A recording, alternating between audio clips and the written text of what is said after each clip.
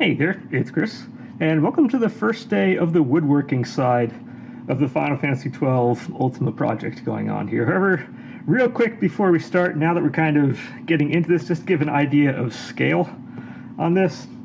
Most of the models I've made so far are approximately 10 inches tall, because that's as tall as I can fit inside the rotisserie that I had, and I haven't had a heat gun until really just a couple weeks ago. So all of them have been that.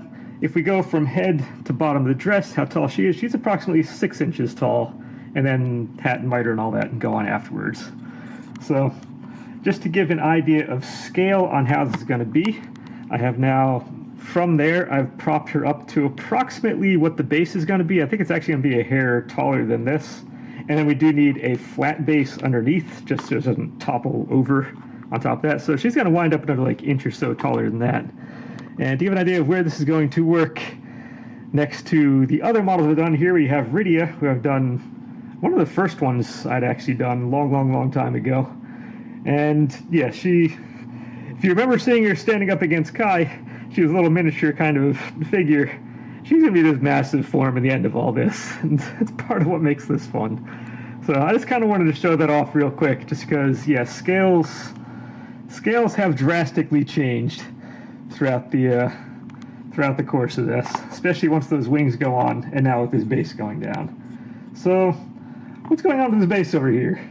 So in order to do this, let's go and zoom in real quick to a more useful view. So here we have in-game view of where we're going on with this base. And actually, before I even go there, you might be thinking I'm probably going to be order of operations kind of take from here. We have the waist stops in there, and we kind of empty from this down to the bottom of the dress till we go down. So we have almost a foot worth of base here, or 10 inches worth of base to work with. Well, it might make sense to start from here and kind of work down, but I'm actually going to be going the exact opposite on this, where I'm going to be starting from the bottom and working my way up. And really a big part of the reason for that is I can see the bottom. I can see exactly the detailing going on. I can see the forms going on. I can see all the stuff that's happening here. What's going on under the dress here is a little bit more abstract and a little bit more of a mystery, because you don't really get a shot of what's happening in there. So I'm going to do what I can see, do what I can understand. Then once that's built, I can use the ideas present in here and figure out a solution on how to make the connections in here work based on what's already made. So, as is my usual modus operandi, start with what you know and work towards what you don't know. So, and with that, there are 3 sections we're going to start off with real quick. First, you can see down at the bottom we have this cylinder going down, and that we have a 5/8 dowel I'm going to use for that guy. Nice, easy, quick. We can do a little trimming on that. That will make up for that part. The next section goes from this bottom point here up till that first kind of undulation. Yes, you can kind of see a little spire stuff in there. You can see other little things, but in general, we have from down here up to there. And that's where we're going to come down to again, we're using pine again, which again it's easy for me to get. It's easy to obtain, but I know it's not the greatest for carving type stuff in terms of getting high detail quality in here, but it's what I have. It's what I work with all the time. So 3/4 inch piece of 1x6 kind of trim pine, and that's going to be this guy. And if you watched the Things AI Can't Teach You video, you're going to know we're going to be doing this very similar to how the Greeks did their column work, where I'm going to take this one image here, this one relief, and I'm actually going to cut this 3 times over. I'm going to cut this out, pop it on here, trace it again, cut it out, take the first one I did, trace that a 3rd time, cut that out. Then we're going to glue those together, clamp those together, they're going to be done, and that's going to make up this portion down there. And then lastly, we go from that point to the bottom of those cylinders you see up top. That's going to be 2 layers of this one. Same deal. We're going to cut this out, trace it on here, cut it out again, glue it, clamp it, and then once it's all together, sand it down, make it look nice, pretty, and then after we get those base forms in, then we can start doing the crenulations and detailing and all that we see here. So with that in mind, why do I have this laid out and why do I have this here laid out? That's because if you look at the bottom of this lower one here, it's actually hollow underneath. So the bottom layer I'm doing on this, I need to route out. And the usual order of operations for any kind of thing I would do at work is I would cut out the main form and then I would route the thing down afterwards. But because this element is so small, if I were to do that, I would have no room to put the router on here. My hands would be close to it, and that would just end in absolute disaster.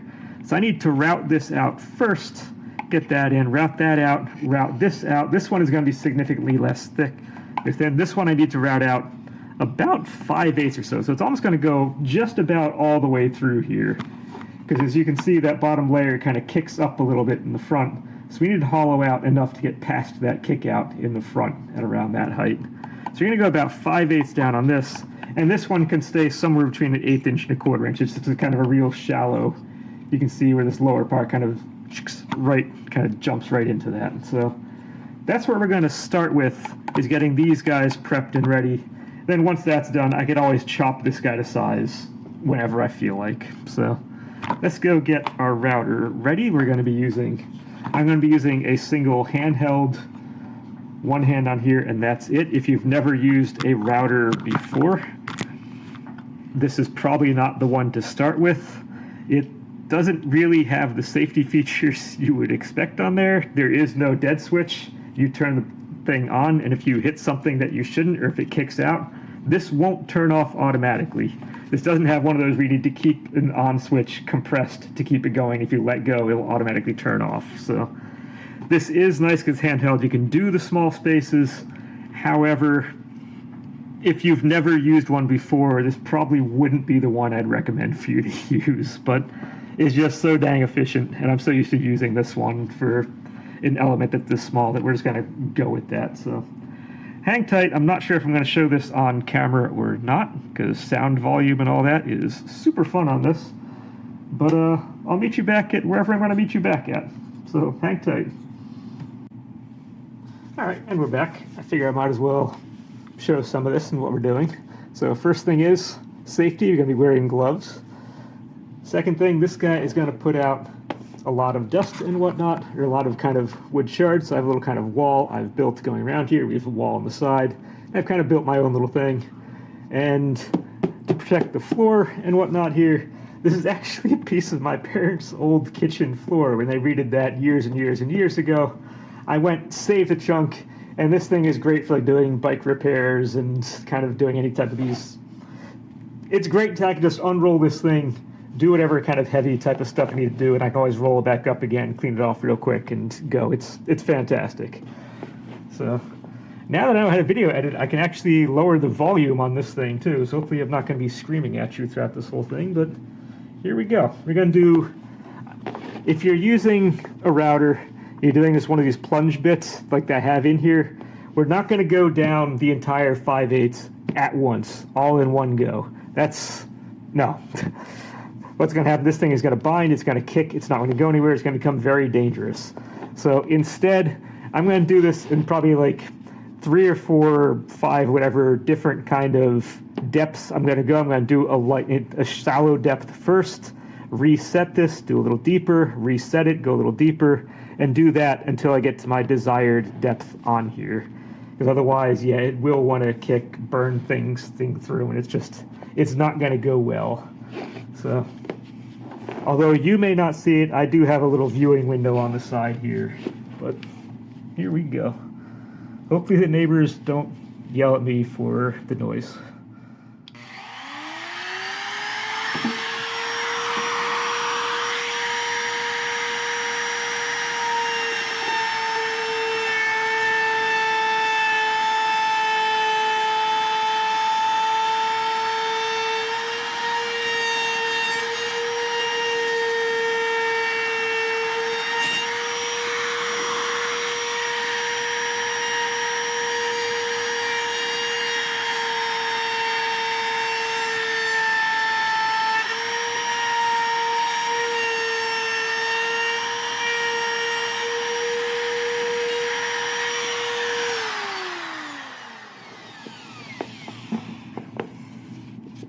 you can see that kind of gives us the starting depth.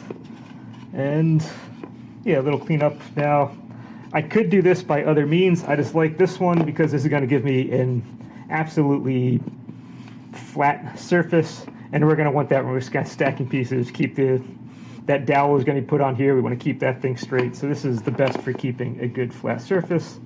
And the depth looks right on this, that I can use it on this guy as well. So just want to show that off real quick. All right, so now off camera, I'll go and finish off the rest of this stuff. But just wanted to show that off, how it's going to go until we get to the next step.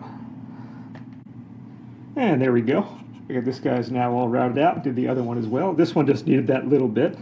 And the way I go and judge the depth on this was I ultimately took the dowel I'm going to be using. I marked off 5/8 of an inch on there.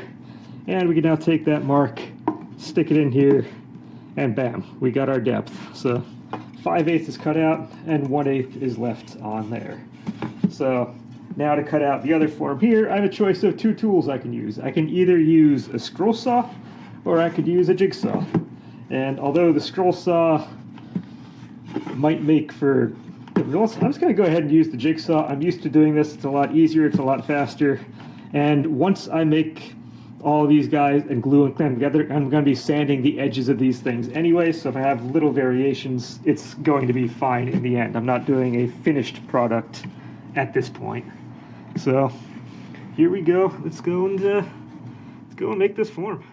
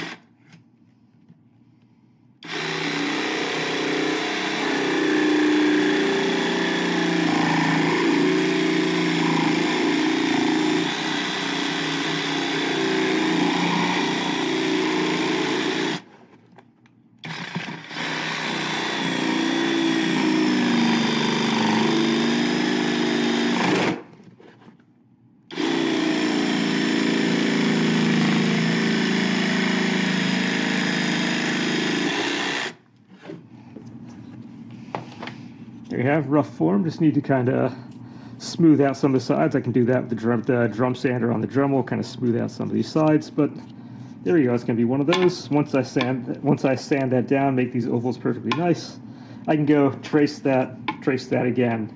Bam, we got that in. Then just drill a hole, stack it, glue it all together, and we're good to go. So have that. I'm going to need two of these guys as well. So let's go ahead and do that.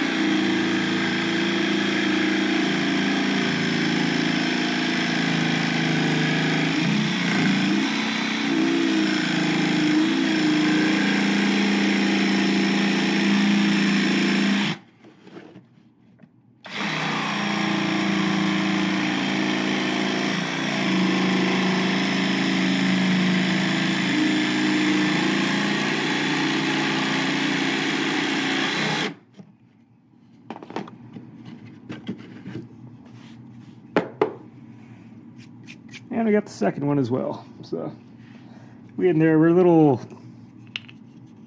funky. I'm going to need this thing to fit in nicely, I want a little bit of space along the outside edge. Since it appears I'm going to need to do a little extra carving on here, but I can do that with the drum sander on the Dremel, and we're going to make that work.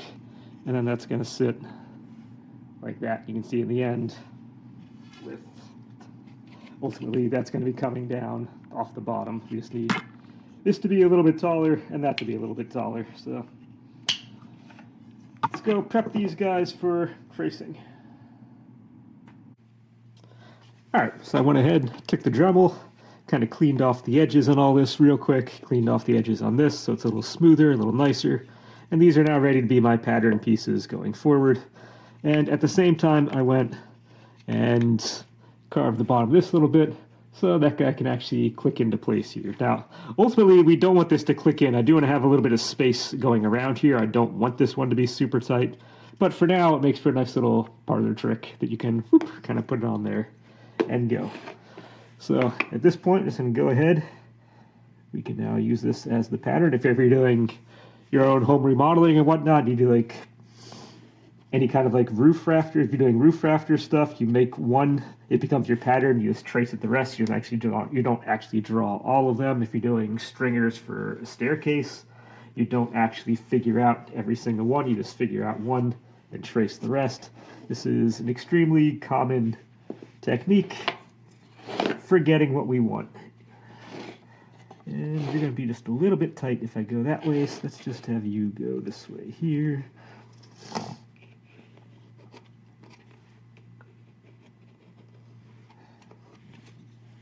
So I'm just go, these don't need to be routed down at all. There's going to be blocks in here, which is perfect.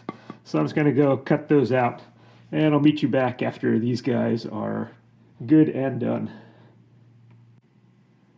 All right, so with all these pieces here now cut, whoop, you can see that,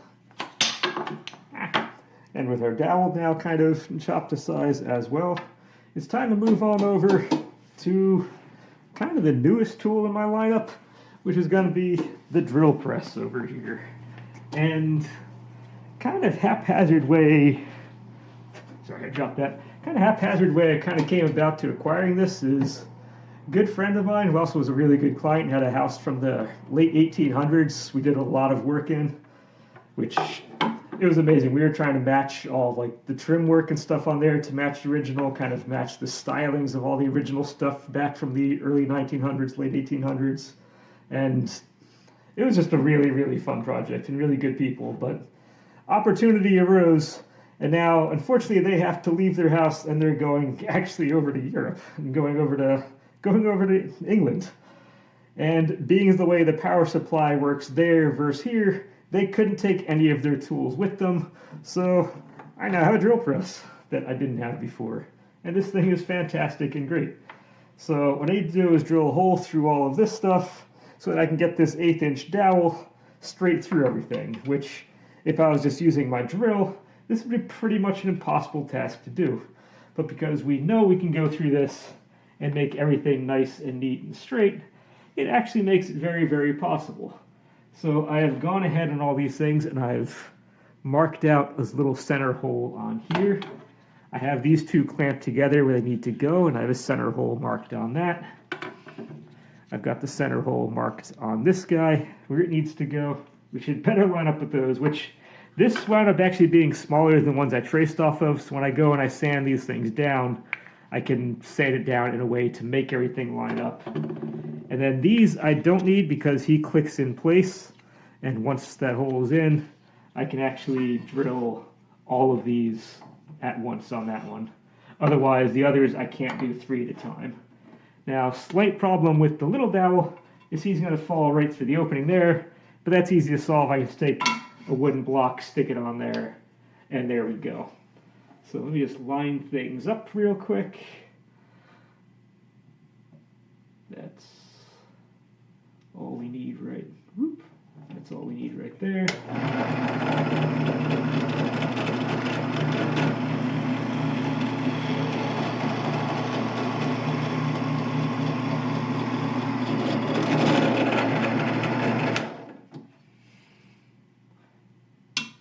And that didn't go all the way through. I would have swore that would go all the way through.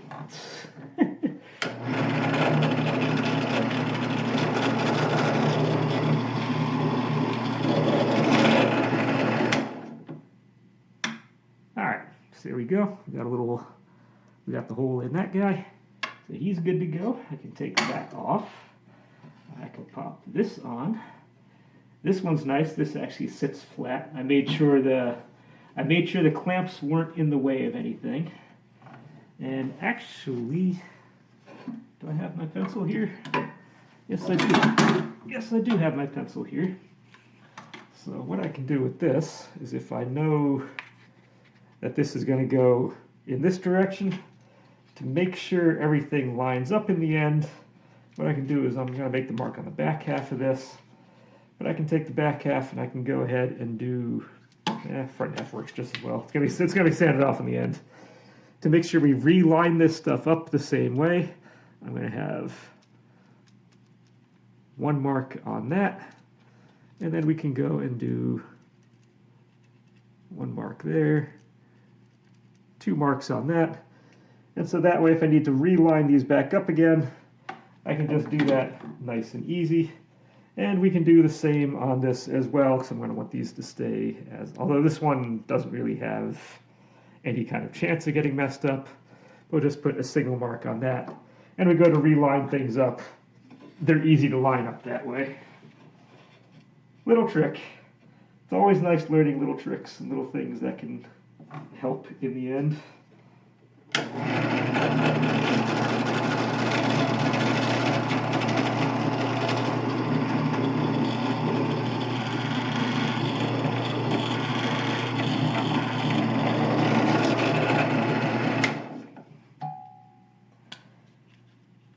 That's not going down.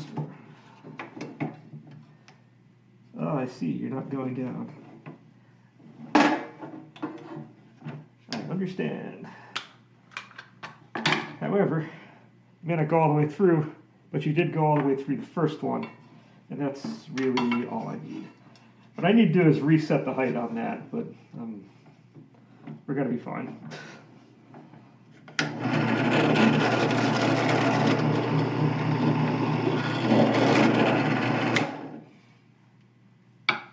Alright, so now that's done. I can get this guy in. Let's keep you down there. Right there.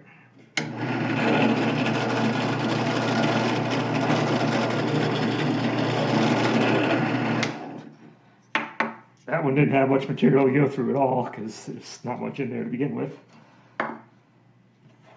And the way I can go about this is I can, which way to do?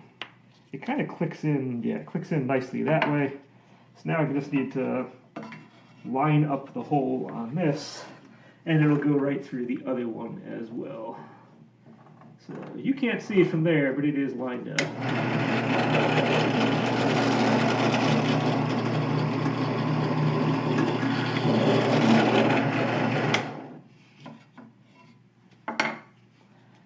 We got that one in, and we get the last one. Where's my mark? There's my mark. As long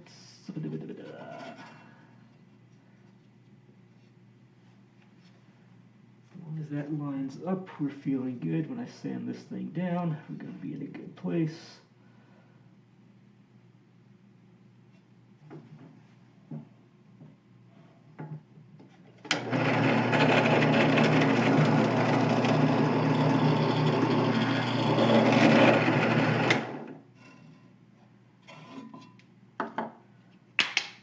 And there we go. We got all the holes we need to make this work.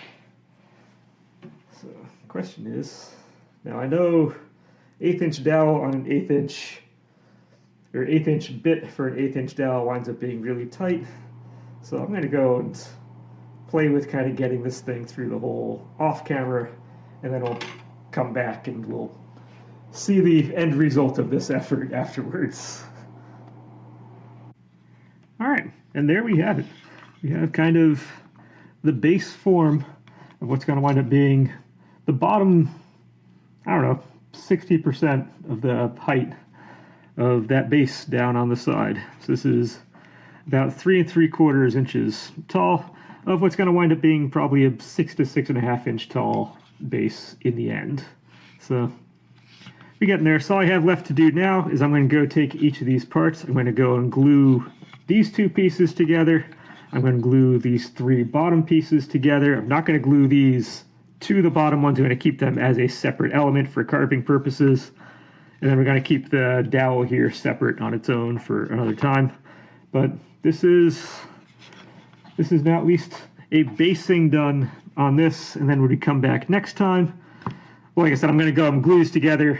And then off camera, I'm going to go and grab the orbital sander. I'm going to go sand these things down nice and smooth. So these 2 guys will read as one piece. This will read as one piece. Just sand it all down, make it all nice and good. And then when we come back, we can either build the top part kind of the same way and just get all the basing stuff done, or I can just start detailing out down here and just get something done, and that'll be nice and good. We'll figure it out when we get there, but until then, and until we get to that point, we got to start going and enjoy.